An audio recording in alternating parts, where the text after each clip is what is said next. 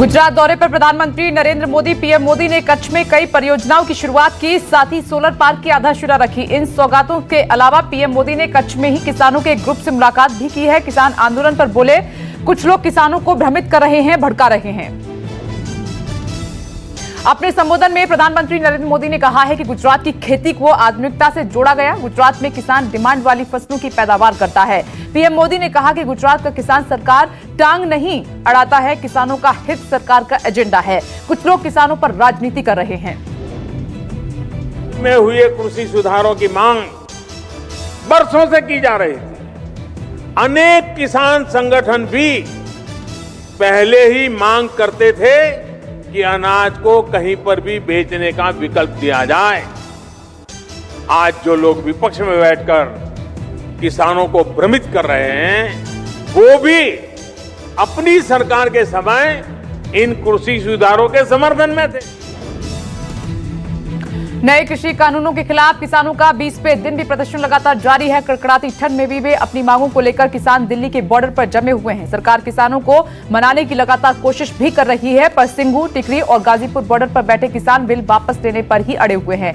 जबरदस्त ठंड के बीच किसान टस से मस होने के लिए तैयार नहीं है।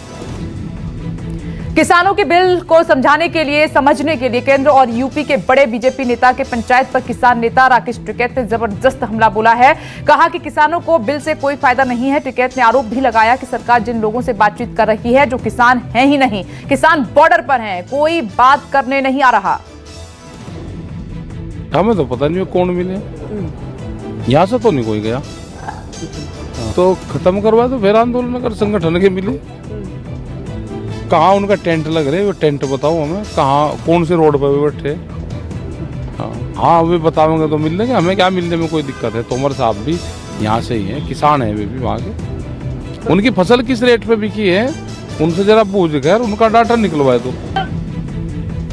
बीजेपी नए कृषि कानूनों के बारे में लोगों को जागरूक करने के लिए अभियान शुरू कर रही है। उत्तर प्रदेश में आज बीजेपी के बड़े नेता किसानों के बीच जाकर फायदा गिना रहे हैं और यूपी बीजेपी अध्यक्ष स्वतंत्र देव सिंह ने किसान बिल पर गोंडा के किसानों से बात की। तो 17 दिसंबर को योगी आदित्यनाथ बरेली में किसान सम्मेलन को संबोधित करेंगे। केंद्रीय मंत्री प्रकाश जावड़ेकर ने प्रदर्शनकारी किसानों को एक बार फिर समझाया है। ट्वीट करके कहा कि लोकतांत्रिक प्रक्रिया में सिर्फ संवाद से ही मसलों का समाधान हो सकता है। प्रधानमंत्री नरेंद्र मोदी के नेतृत्व वाली सरकार नए कृषि कानूनों से जुड़े किसानों के हर मुद्दे पर बातचीत करने के लिए तैयार है, लेकिन पूरे कानून को खत्म कर देना विकल्प नहीं हो सकता। किसान आंदोलन को लेकर नितिन गडकरी बोले हैं कि किसानों के साथ नहीं होगा अन्याय। कुछ तत्व आंदोलन को भटका रहे हैं। नितिन गडकरी साथ में ये भी बोले कि हमारी सरकार किसानों के प्रति समर्पित है और उनकी ओर से दिए गए प्रस्तावों को स्वीकार करने के लिए तैयार है। केंद्रीय मंत्री नितिन गडकरी ने कहा है कि उनकी सरकार किसानों को संवाद के जरिए समझाएगी और बातचीत के जरिए इस गतिरोध का रास्ता निकलेगा। लोगों को जब कन्विंस नहीं होता तो कंफ्यूज करने की कोशिश होती है, और इसी के कारण ये सब बातें जो हो रही है, एक्चुअली अगर किसान मंडी में बेचना चाहे तो मंडी में बेचे, व्यापारियों को बेचना चाहे तो व्यापारी को बेचे। हमारी सरकार गांव, गरीब, मजदूर, किसान के हितों के लिए समर्पित है। जो भी नए सुझाव वो देंगे उसको स्वीकारने के लिए तैयार है, और किसानों के साथ हमारी सरकार में कोई अन्याय नहीं है। राहुल गांधी ने किसानों के आंदोलन पर मोदी सरकार पर हमला किया है। ट्वीट करके कहा कि सरकार के लिए असहमति जताने वाले छात्र एंटी नेशनल, नागरिक, अर्बन, नक्सल और मजदूर कोरोना वाहक हो जाते हैं। राहुल गांधी बोले कि सरकार के सामने विरोध प्रदर्शन करने वाले किसान खालिस्तानी हैं और क्रोनी कैपिटलिस्ट उनके सबसे अच्छे मित्र हो जाते हैं। केंद्रीय मंत्री गिरिराज सिंह पंजाब सरकार से सवाल उन्होंने पूछा कि क्या पंजाब के किसानों ने आलू उत्पादन के लिए निजी कंपनियों से समझौता नहीं किया है? क्या इन कंपनियों ने किसानों की जमीन को हड़प लिया? गिरिराज सिंह ने कहा है कि पंजाब सरकार ने किसानों के समझौते का विरोध क्या नहीं किया। इसलिए उसी पंजाब में दूध किसानों से नहीं ले रहा है, प्राइवेट कंपनी है, इसने हथिया लिया। किसानों को बेहतर दाम मिले, अवसर मिले। आज मैं देश के अन्य भाग में आईटीसी कंपनी अनाज कॉन्ट्रैक्ट फार्मिंग में वो पैदा करवा रहे हैं, खरीद रहे हैं। आईटीसी कंपनी दूध ले रहा है, कई कंपनी मसाले की खेती करवा रहे हैं। क्या अफ्रीका के लोगों ने अपने किसानों की गिरवी रख दी? यूपी में भी अब आम आदमी पार्टी लड़ेगी चुनाव। 2022 विधानसभा चुनाव के लिए दिल्ली के सीएम अरविंद केजरीवाल ने आज बड़ा ऐलान कर दिया है। अरविंद केजरीवाल ने कहा कि आप यूपी के सियासी रण में उतरेगी। सीएम केजरीवाल ने कहा कि उत्तर प्रदेश को गंदी राजनीति और भ्रष्ट नेताओं ने विकास से दूर रखा है और यूपी में हर पार्टी ने सरकार बनाई पर यूपी का विकास नहीं हुआ। और यूपी निवासी एक ईमानदार और साफ नीयत वाली सरकार चाहता है जो केवल आम आदमी पार्टी दे सकती है। इसलिए आम आदमी पार्टी 2022 के उत्तर प्रदेश विधानसभा चुनाव लड़ेगी। दिल्ली के लोगों ने आम आदमी पार्टी को एक मौका दिया था, उन्हें आज आम आदमी पार्टी से इतना प्यार हो गया कि दिल्ली वाले अब बाकी सारी पार्टियां भूल गए। तो पहले केजरीवाल के ऐलान पर बीजेपी ने पलटवार कर दिया है। यूपी के डिप्टी सीएम केशव प्रसाद मौर्य बोले कि बात करने वाली पार्टी मुंगेरी लाल के सपने देख रही है। 2 करोड़ की आबादी संभल नहीं रही और 24 करोड़ की आबादी क्या संभालेंगी। सिद्धार्थ नाथ सिंह बोले हैं कि केजरीवाल लोगों को भ्रमित कर रहे हैं। दिल्ली वालों को इतने अस्पताल मेडिकल कॉलेज कितने बनाए, आपने एम्स कितने दिए, कोविड मैनेजमेंट में आपके यहाँ प्रतिदिन टेस्ट कितने होते हैं, कितने आपने टेस्ट कर दिए, इन सब चीजों का जवाब दें। और इसलिए केजरीवाल जी, आपकी आदत है, जो मैंने पहले कहा था, आपकी आदत है भ्रमित करने की। गौरक्षा कानून पर चर्चा के दौरान कर्नाटक विधान परिषद में जोरदार हंगामा हुआ। देखते देखते बात हाथापाई तक पहुंच चुकी थी। कांग्रेस एमएलसी ने जबरदस्ती विधान परिषद के अध्यक्ष को कुर्सी से नीचे खींच लिया।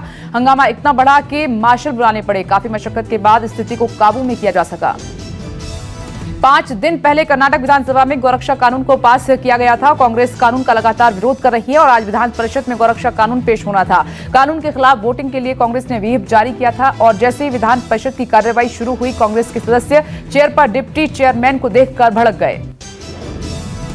बंगाल में टीएमसी और बीजेपी की तकरार लगातार जारी है, बढ़ती जा रही है। बंगाल में हो रही राजनीतिक हिंसा के मसले पर बीजेपी ने चुनाव आयोग को ज्ञापन सौंपा है। बीजेपी की मांग है कि राज्य में अर्धसैनिक बलों की तैनाती कर दी जाए। बीजेपी की शिकायत के बाद चुनाव आयोग भी एक्शन में आ गया है। 17 दिसंबर को चुनाव आयोग के डिप्टी कमिश्नर बंगाल का दौरा करेंगे। बंगाल दौरे में सड़क मार्ग से नहीं बल्कि हेलीकॉप्टर से एक जगह से दूसरी जगह जाएंगे। केंद्रीय गृह मंत्री अमित शाह 19 और 20 तारीख को 2 दिवसीय बंगाल दौरे पर जा रहे हैं और इस दौरान वे मिदनापुर और वीरभूम का भी दौरा करेंगे। पर जेपी नड्डा पर हुए हमले के बाद गृह मंत्री सड़क मार्ग से दौरा नहीं करेंगे। टीएमसी से नाराज चल रहे शुभेंदु अधिकारी की भी सुरक्षा बढ़ा दी गई है। शुभेंदु अधिकारी को वाई या फिर जेड कैटेगरी की सुरक्षा बुलेट प्रूफ गाड़ी दी जा सकती है। सूत्रों के हवाले से खबर ये बताती है कि शुभेंदु अधिकारी विधायक पद से इस्तीफा देने के बाद राज्य सरकार की ओर से मिली सुरक्षा भी छोड़ सकते हैं। कोरोना काल में देश के सबसे बड़े अस्पताल एम्स में सोमवार दोपहर बाद से 5000 नर्स हड़ताल पर चली गई हैं और हड़ताली नर्सों में महिला और पुरुष दोनों शामिल हैं। नर्सों के हड़ताल पर जाने के बाद मरीजों की परेशानी काफी बढ़ गई है। अस्पताल में स्वास्थ्य सेवाएं बुरी तरह से चरमरा चुकी हैं। मरीज परेशान हो रहे हैं और कई वार्ड में मरीजों की सुध लेने वाला वहां पर कोई मौजूद नहीं है। एम्स के हड़ताली नर्स कैंपस में ही बैठकर नारेबाजी कर रहे हैं और नर्सों ने वेतन बढ़ाने और छठे वेतन आयोग की सिफारिशें मानने की मांग की है। एम्स प्रशासन ने नर्सों को हड़ताल खत्म करके काम पर वापस लौटने की अपील की है। एम्स के निदेशक डॉक्टर रणदीप गुलेरिया ने नर्सों की हड़ताल को दुर्भाग्यपूर्ण करार दिया है। डॉक्टर गुलेरिया ने यह कहा है कि महामारी में सच्चे नर्सिंग कर्मचारी हड़ताल नहीं कर सकते। मध्य प्रदेश के चयनित शिक्षक नियुक्ति की मांग को लेकर आंदोलन कर रहे हैं। भोपाल में सैकड़ों की तादाद में जमा हुए शिक्षक राज्य शिक्षा केंद्र पर धरना दे रहे हैं। साल 2018 में इनकी परीक्षा हुई थी और 2019 में रिजल्ट आया था और 1 जनवरी 2020 से स्कूल शिक्षा विभाग ने भर्ती प्रक्रिया भी शुरू की, लेकिन कोरोना के कारण भर्ती प्रक्रिया रुक गई। गणतंत्र दिवस पर ब्रिटेन के पीएम बोरिस जॉनसन मुख्य अतिथि होंगे। 27 नवंबर को प्रधानमंत्री नरेंद्र मोदी ने फोन पर बातचीत के दौरान ब्रिटेन के प्रधानमंत्री बोरिस जॉनसन को 26 जनवरी के लिए मुख्य अतिथि के तौर पर इनवाइट किया है और इस न्योते को जॉनसन ने स्वीकार भी कर लिया है। 27 साल के अंतराल के बाद ब्रिटेन का प्रधानमंत्री अगले महीने भारत के 70वें गणतंत्र दिवस पर मुख्य अतिथि होंगे।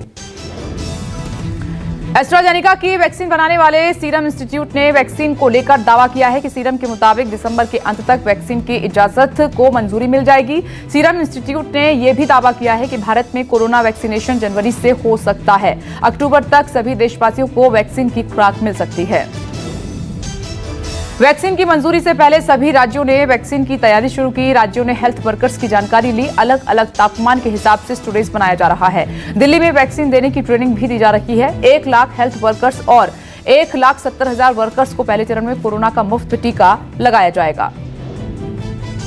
टीकाकरण को लेकर सरकारी गाइडलाइंस आई हैं सामने। गाइडलाइंस के हिसाब से पोलिंग बूथ के तर्ज पर वैक्सीन बूथ बनाए जाएंगे। एक बूथ पर हर सत्र में 100 से 200 लोगों को टीका लगाया जाएगा। टीका लेने वाले लोगों पर 30 मिनट तक नजर रखी जाएगी, जिससे कि रिएक्शन को देखा जा सके। केंद्र पर कोविन ऐप में पहले से रजिस्टर्ड लोगों को ही टीका लगाया जाएगा। ऑन द स्पॉट रजिस्ट्रेशन नहीं होगा। पहले चरण में 30 करोड़ लोगों को टीका लगाया जाएगा, जिनमें हेल्थ वर्कर्स, फ्रंटलाइन वर्कर्स, 50 साल से अधिक उम्र के बुजुर्गों को शामिल किया जाएगा। फाइजर की कोरोना वैक्सीन को सिंगापुर ने भी मंजूरी दे दी है और इस महीने सिंगापुर को कोरोना वैक्सीन की पहली खेप मिलेगी। सिंगापुर एशिया में किसी कोरोना वैक्सीन को मंजूरी देने वाला पहला देश बन गया है। सिंगापुर में कोरोना के 100 से भी कम एक्टिव मरीज हैं।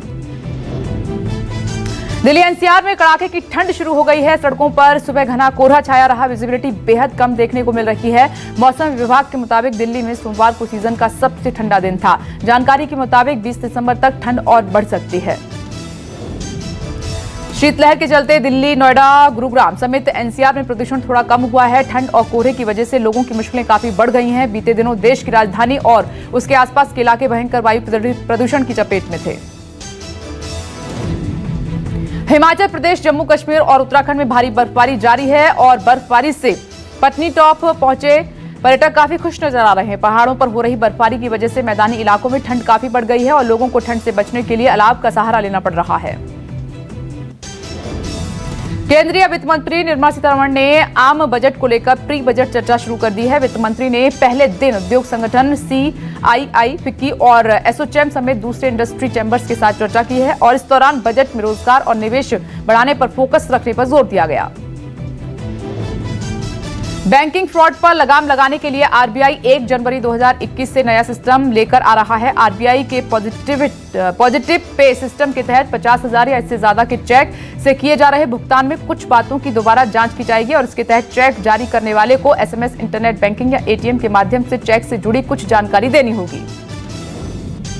सारा अली खान के इंस्टाग्राम पर हाल ही में 29 मिलियन फॉलोअर्स कंप्लीट हुए हैं और इस बीच सारा अली खान ने अपने फैंस को एक शानदार गिफ्ट दिया है। सारा ने अपने फैंस के साथ अपनी नो मेकअप सेल्फी शेयर की है। सारा की ये तस्वीर तेजी से वायरल हो रही है। फैंस को सारा का ये लुक बेहद पसंद आ रहा है।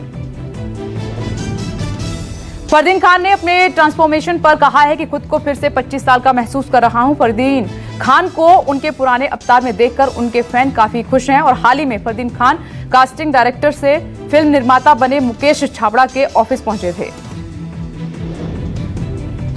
Xiaomi Mi 11 स्मार्टफोन को 29 दिसंबर को लॉन्च किया जा सकता है। Xiaomi के आने वाले 2 फ्लैगशिप स्मार्टफोन Mi 11 और Mi 11 Pro ऑफिशियल नहीं हुए हैं। जानकारी के मुताबिक Mi 11 Pro में QHD+ रेजोल्यूशन पैनल वाला डिस्प्ले दिया जाएगा।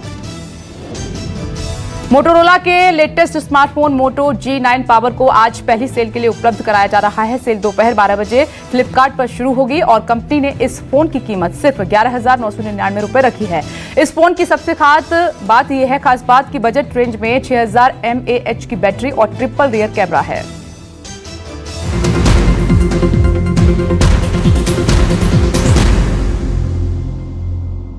नमस्कार, मैं हूं मानक गुप्ता। अगर आपको हमारा ये वीडियो पसंद आया हो तो इसे लाइक और शेयर जरूर करें और हाँ, हमें सब्सक्राइब और फॉलो करना ना भूलें ताकि आप देश और दुनिया की कोई खबर मिस ना करें। तो जुड़े रहिए हमारे साथ और देखते रहिए News 24।